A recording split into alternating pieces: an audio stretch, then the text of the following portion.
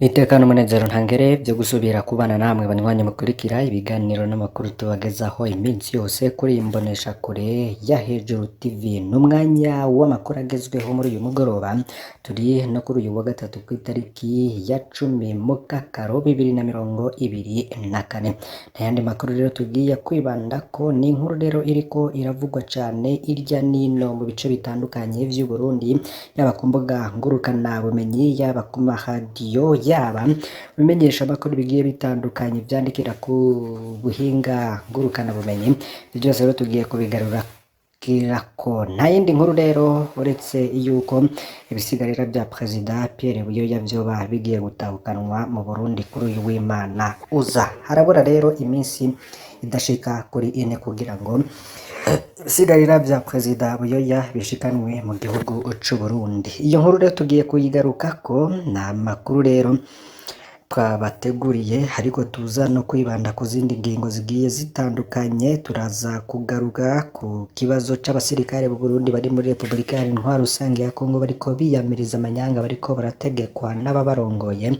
Turaza kubigaruka ko vyose rero ntuze gucikwa rero, turaguhaye ekaze fyonda kuri subscribe canke sabone niba utari wafyondako, ibuke kandi no kubisangiza bagenzi bawe kugira badacikwa n'amakuru yose tubagezaho. Iyi ni mboneshakure ya Hejuru TV, turabahaye kaze.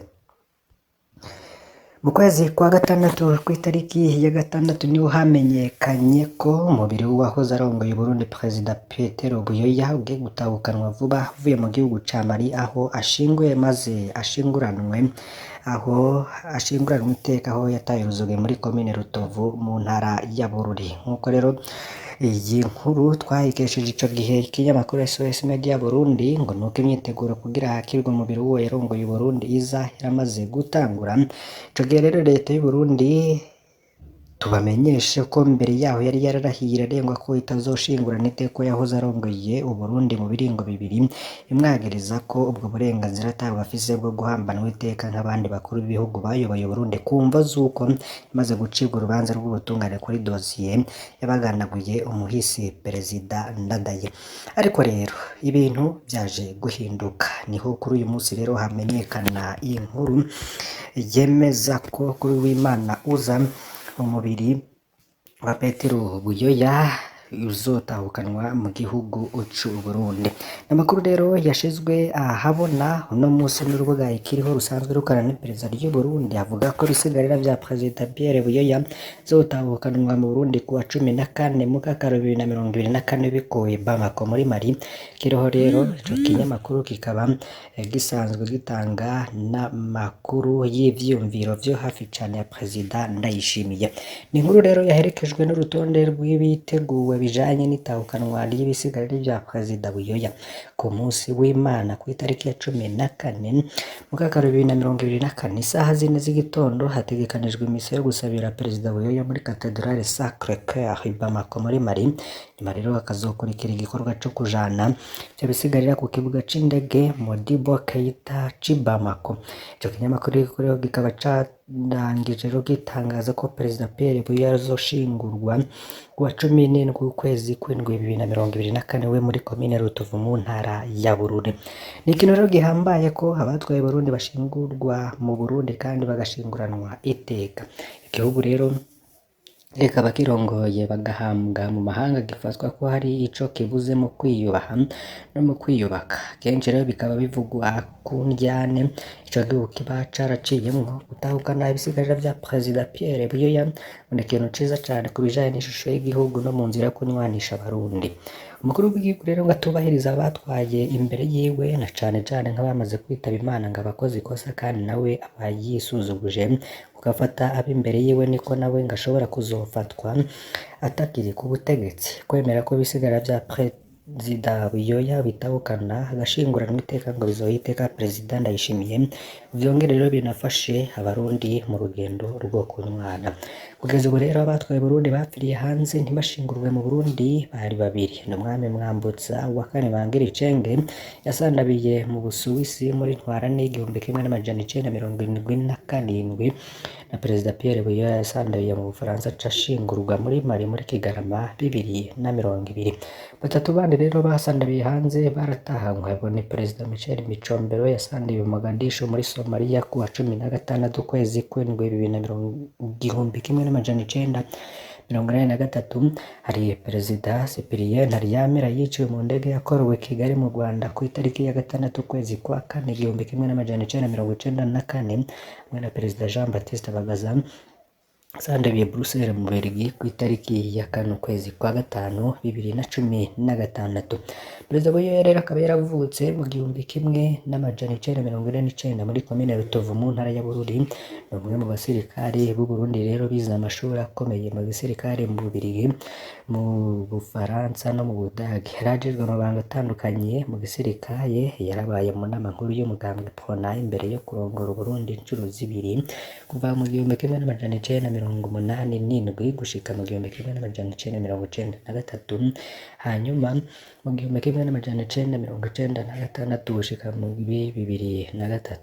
Ni umwe kandi mu Barundi bajejwe amabanga atari make ku rwego mpuzamakungu, sandavye aserukira ubumwe bwa Afurika muri Mali no mu karere ka Sahel. Akaba yarahitanywe n'ingwara i Paris mu Bufaransa aho yari yagiye kwivuza ku wa 17 ukwezi kwa 12 2020. Tuzobana rero kubasangiza n'inkuru zijanye n'itahukanwa n'ibisigarira vya Perezida Buyoya yabaye n'ivyaranze ubuzima bwiwe kuri iyi mboneshakure ya Hejuru TV. Niho rero vyose muzobironkera. Mu yandi makuru rero agezweho, abasirikare b'u Burundi bari muri Kongo bariyamiriza amanyanga bariko barategekwa n'ababarongoye. Hari abasirikare b'u Burundi bari muri Repubulika ya Demokarasi ya Kongo baraye bavuze umubabaro wabo, mu gihe rero buri kwezi bahora bahabwa amadolari 50 yo kubafasha kwibeshaho umutwe bakenera. Hari bamwe baherutse kuyaronka n'abandi bataronse, cane cane batayo ya 6 Tafoka n'izindi batayo zibiri muri Sud Kivu. Mu ntumbero yo gufukafuka rero ko abo basirikare bataronse uburyo bwabo, abandi basoda bariko basabwa gusinyira amadolari 100 kandi bahawe 50 mu ntumbero yo kwerekana ko habaye kwihenda vyatumye abandi bataronka. Umwe mu basirikare akaba yaranditse agira ati, ubwa mbere twifuza kubashimira kuko umusoda wese wo mu Burundi ari muri Kongo arazi ico mwamufashije. Ubwo rero yariko abwira Pacifique Ntahazwe kuba wagumye gusemerera ibijanye n'akarenganyo dukorerwa vyatumye abatwara igisirikare bikubita agashi bakagira ico bahinduye. Ngo twagomba tugusabe ntuzucike intege kubera abagutuka, vy'ukuri umenye ko ikintu cose wanditse cerekeye abasoda bari muri Kongo abategetsi bagiye baragikorako, ngo ntibazigera bemera ko babikoze kubera ko wavyanditse, ariko twebwe turazi agaciro kawe n'ico watumariye. Ngo nabisubiyemwo, ikintu cose wanditse kijanye n'ingene tubayeho carabateye ubwoba, baragikorera ko mbere hari n'abari badutwara bagiye barakurwa kubera amanyanga yabo washize ahabona. Kenshi Abarundi rero ntibibuka gushima iyo ubagiriye neza, nukuri ngo bimenye ko wadufashije cane. Ngico wandika rero byaragize inguvu ku buryo baca batwaka amatelefone ngo tureke kuguma tubisoma kandi tureke kuguha amakuru, ariko baribesha turabimenya. Ngo jewe ndi mu basirikare ba mbere barungitswe muri Nord Kivu kurwana na M23, ndi mu basoda bahagorewe bikomeye, turi muri batayo ya 6 Tafoke muri Buka. Bamwe bapfu bwa mbere bari kumwe na Majoro Gashira hamwe. Buri abasirikare barandikiwe amadolari 50 ku kwezi dukoresha ino, ariko amezi 3 ya mbere ntitwaronse namba. Batubwiye ngo yari stage, mwumve iryo barango yari stage n'amabere twahaboneye abatari bake bakanahapfira. N'ubu rero turacasaba ngo baduhe ko dufaranga, baranze kutwumva. Biriko biraba ubu navyo ngo vyaduteye isoni. Batayo ziri muri Nord Kivu zarahawe ayo madolari 50 kiretse batayo ya 6. Batayo ya Tafoka ari muri Nord Kivu ni ya 5, iya 6, iy'indwi, iy'umunani, iy'icenda, batayo y'icumi, iy'icumi na rimwe, iy'icumi na kabiri hamwe n'iya 13. Akaba muri batayo ya 6 ariko baheruka gukurwayo bajanwe Bukavu, Kamanyura, Itara, Birava n'ahandi henshi muri sekiteri ya Bukavu. Hasanzwe rero hariko n'izindi batayo zibiri, ya 3 n'iya 4 ziri muri Sud Kivu hariya mu bice vya Nzabamema. Rero ngo kibabaje nuko amabatayo yari muri Sud Kivu atahawe amadolari 50 abeshwa ngo haje ayadakwiye.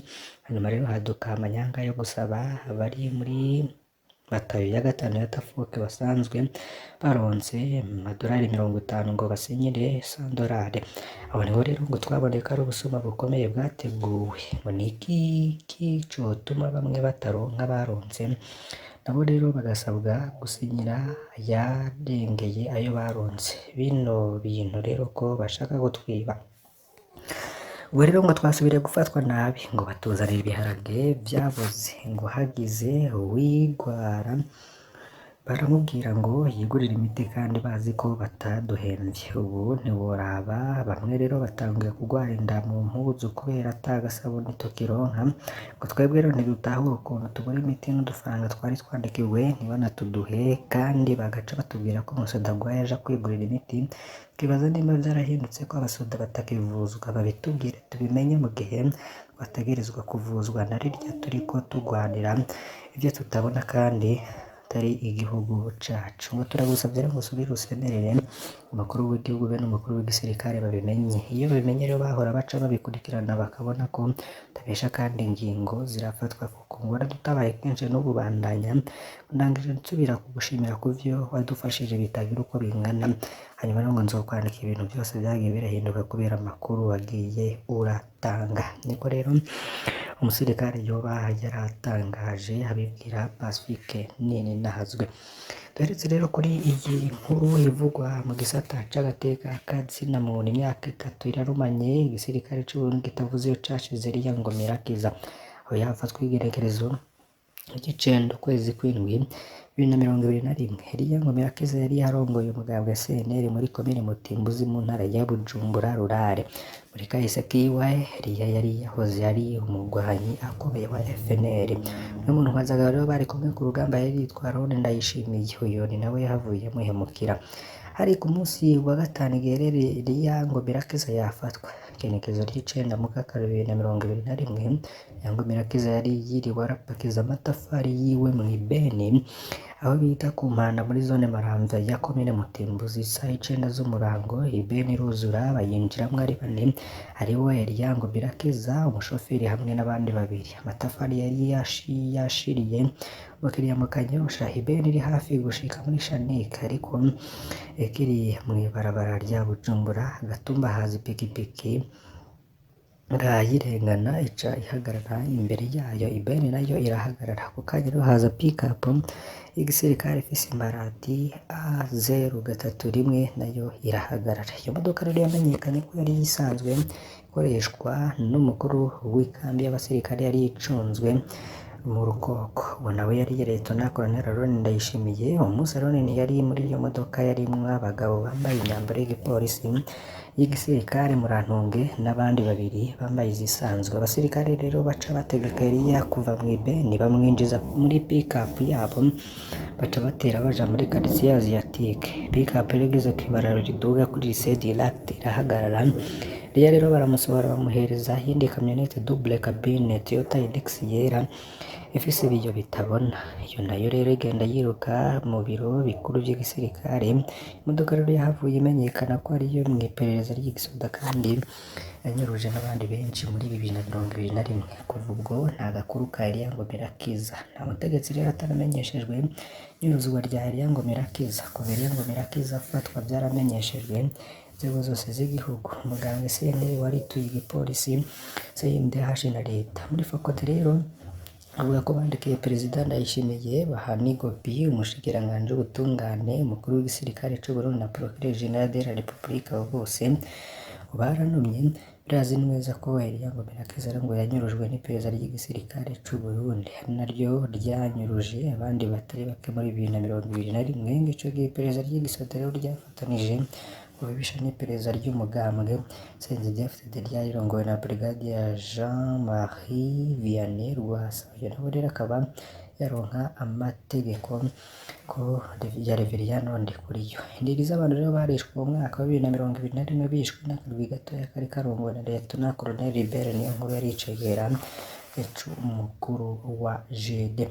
Inkuru rero tuza kubandanya mu masaha ari imbere. Tubakengurukire cane banywanyi bacu mudahwema gukurikira ibiganiro n'amakuru tubagezaho, mbasabe rero kugira ngo ntimuze gucikwa n'ayandi tubafitiye kuri uyu mugoroba. Twabateguriye byinshi bigiye bitandukanye muza gukurikira mu bisata bitandukanye kuri Imbonesha kure ya Hejuru TV. Imana ibahezagire.